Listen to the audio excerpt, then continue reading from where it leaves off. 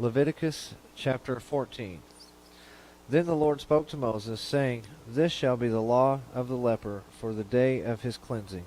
He shall be brought to the priest, and the priest shall go out of the camp, and the priest shall examine him. And indeed, if the leprosy is healed in the leper, the priest shall command to take for him who is to be cleansed 2 living and clean birds, cedar wood, scarlet, and hyssop. And the priest shall command that one of the birds be killed in the earthen vessel over running water. As for the living bird, he shall take it, the cedar wood, and the scarlet, and the hyssop, and dip them and the living bird in the blood of the bird that was killed over the running water. And he shall sprinkle it 7 times on him, who is to be cleansed from the leprosy, and shall pronounce him clean, and shall let the living bird loose in the open field. He who is to be cleansed shall wash his hands, shave off all his hair, and wash himself in water, that he may be clean. After that he shall come into the camp, and shall stay outside his tent 7 days. But on the 7th day he shall shave all the hair off his head, and his beard, and his eyebrows, and all his hair he shall shave off. He shall wash his clothes, and wash his body in water, and he shall be clean. And on the 8th day he shall take 2 male lambs without blemish, 1 ewe lamb of the first year without blemish, 3/10 of an ephah of fine flour mixed with oil as a grain offering, and 1 log of oil. Then the priest who makes him clean shall present the man who is to be made clean and those things before the Lord at the door of the tabernacle of meeting. And the priest shall take 1 male lamb and offer it as a trespass offering, and the log of oil, and wave them as a wave offering before the Lord. Then he shall kill the lamb in the place where he kills the sin offering and the burnt offering, in a holy place. For as the sin offering is the priest, so is the trespass offering. It is most holy. The priest shall take some of the blood of the trespass offering, and the priest shall put it on the tip of the right ear of him who is to be cleansed, on the thumb of his right hand, and on the big toe of his right foot. And the priest shall take some of the log of oil and pour it into the palm of his own left hand. Then the priest shall dip his right finger in the oil that is in his left hand, and shall sprinkle some of the oil with his finger 7 times before the Lord. And the rest of the oil in his hand the priest shall put some on the tip of the right ear of him who is to be cleansed, on the thumb of his right hand, and on the big toe of his right foot, on the blood of the trespass offering. The rest of the oil that is in the priest's hand he shall put on the head of him who is to be cleansed. So the priest shall make an atonement for him before the Lord. Then the priest shall offer the sin offering and make atonement for him who is to be cleansed from the uncleanliness. Afterward he shall kill the burnt offering, and the priest shall offer the burnt offering of the grain offering on the altar. So the priest shall make atonement for him, and he shall be clean. But if he is poor and cannot afford it, then he shall take 1 male lamb as a trespass offering to be waved, to make atonement for him, 1/10 of an ephah of fine flour mixed with oil as a grain offering, a log of oil, and 2 turtle doves or 2 young pigeons, such as he is able to afford. One shall be a sin offering, and the other a burnt offering. He shall bring them to the priest on the 8th day for his cleansing to the door of the tabernacle of meeting before the Lord. And the priest shall take the lamb of the trespass offering and the log of oil, and the priest shall wave them as a wave offering before the Lord. Then he shall kill the lamb of the trespass offering, and the priest shall take some of the blood of the trespass offering and put it on the tip of the right ear of him who is to be cleansed, on the thumb of his right hand, and on the big toe of his right foot. And the priest shall pour some of the oil into the palm of his own left hand. Then the priest shall sprinkle with his right finger some of the oil that is in his left hand 7 times before the Lord. And the priest shall put some of the oil that is in his hand on the tip of the right ear of him who is to be cleansed, on the thumb of the right hand, and on the big toe of the right foot, on the place of the blood of trespass offering. The rest of the oil that is in the priest's hand he shall put on the head of him who is to be cleansed, to make atonement for him before the Lord.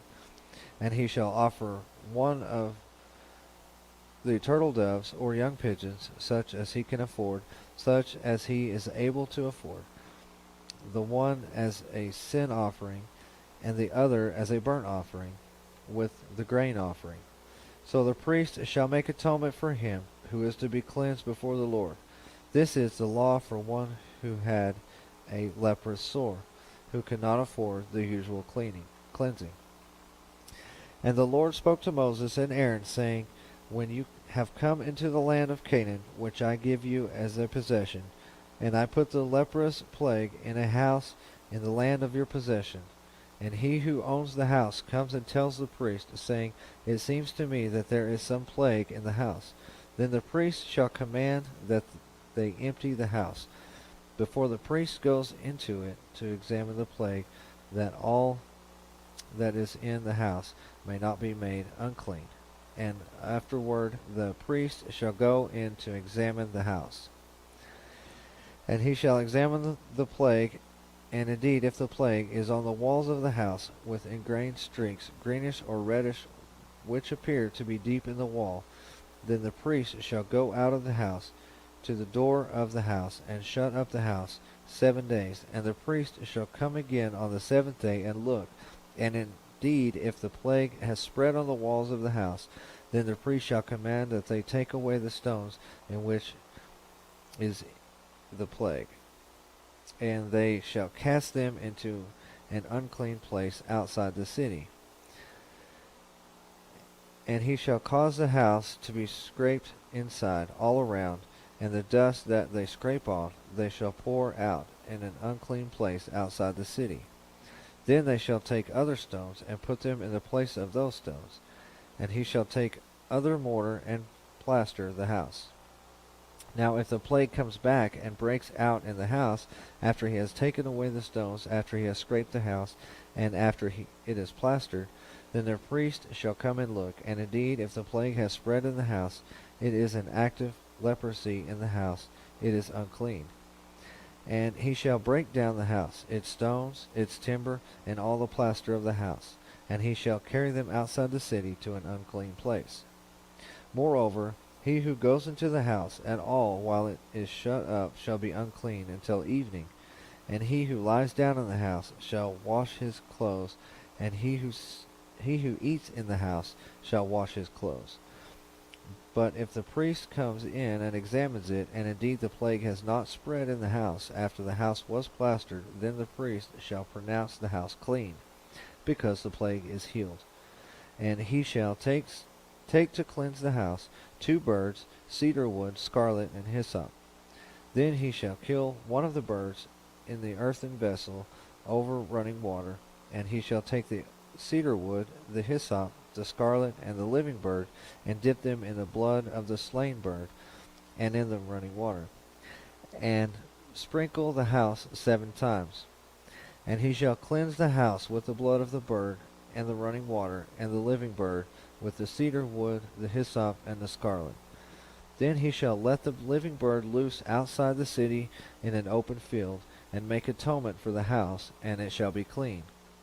This is the law for any leprous sore and scale, for the leprosy of a garment and of a house, for a swelling and a scab and a bright spot, to teach when it is unclean and when it is clean. This is the law of leprosy.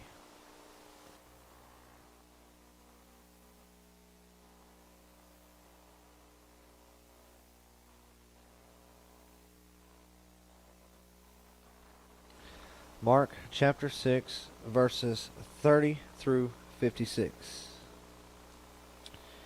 Then the apostles gathered to Jesus and told him all things, both what they had done and what they had taught. And he said to them, "Come aside by yourselves to a deserted place, and rest a while." For there were many coming and going, and they did not even have time to eat. So they departed to a deserted place in the boat by themselves. But the multitude saw them departing, and many knew him, and ran there on foot from all the cities. They arrived before them and came together to him. And Jesus, when he came out, saw a great multitude, and was moved with compassion for them, because they were like sheep not having a shepherd. So he began to teach them many things. When the day was now far spent, his disciples came to him and said, "This is a deserted place, and already the hour is late. Send them away that they may go into the surrounding country and villages and buy themselves bread, for they have nothing to eat." But he answered and said to them, "You give them something to eat." And they said to him, "Shall we go and buy 200 denarii worth of bread and give them something to eat?" But he said to them, "How many loaves do you have? Go and see." And when they found out, they said, 5 and 2 fish. Then he commanded them to make them all sit down in groups on the green grass. So they sat down in ranks, in hundreds and in fifties. And when he had taken the 5 loaves and the 2 fish, he looked up to heaven, blessed and broke the loaves, and gave them to his disciples to set before them. And the 2 fish he divided among them all. So they all ate and were filled. And they took up 12 baskets full of fragments and of fish. Now those who had eaten the loaves were about 5,000. Immediately he made his disciples get into the boat and go before him to the other side, to Bethsaida, while he sent the multitude away. And when he had sent them away, he departed to the mountain to pray. Now when evening came, the boat was in the middle of the sea, and he was alone on the land. Then he saw them straining at rowing, for the wind was against them. Now about the 4th watch of the night he came to them, walking on the sea, and would have passed them by. And when they saw him walking on the sea, they supposed it was a ghost, and cried out, for they all saw him and were troubled. But immediately he talked with them, and said to them, "Be of good cheer, it is I, do not be afraid." Then he went up into the boat to them, and the wind ceased. And they were greatly amazed in themselves beyond measure, and marveled. For they had not understood about the loaves, because their heart was hardened. When they had crossed over, they came to the land of Gennesaret, and anchored them there.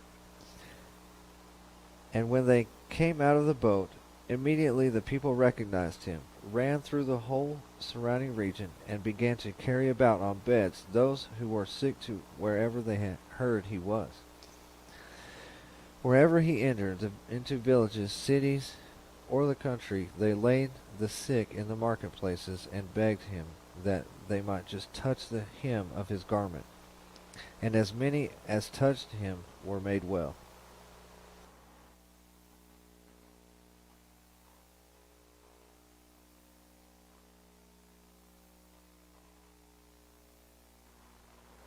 Psalm chapter 40, verses 1 through 10. I waited patiently for the Lord, and he inclined to me, and heard my cry.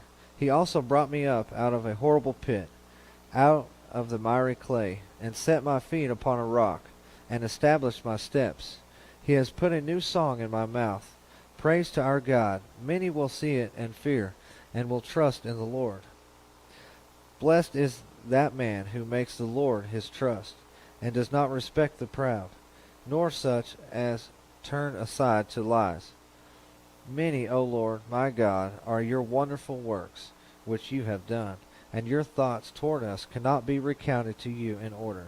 If I would declare and speak of them, they are more than can be numbered. Sacrifice and offering you did not desire. My ears you have opened, burnt offerings and sin offering you did not require. Then I said, Behold, I come. In the scroll of the book it is written of me, I delight to do your will, O my God. and your law is within my heart. I have proclaimed the good news of righteousness in the great assembly. Indeed, I do not restrain my lips, O Lord. You yourself know I have not hidden your righteousness within my heart. I have declared your faithfulness and your salvation. I have not concealed your loving kindness and your truth from the great assembly.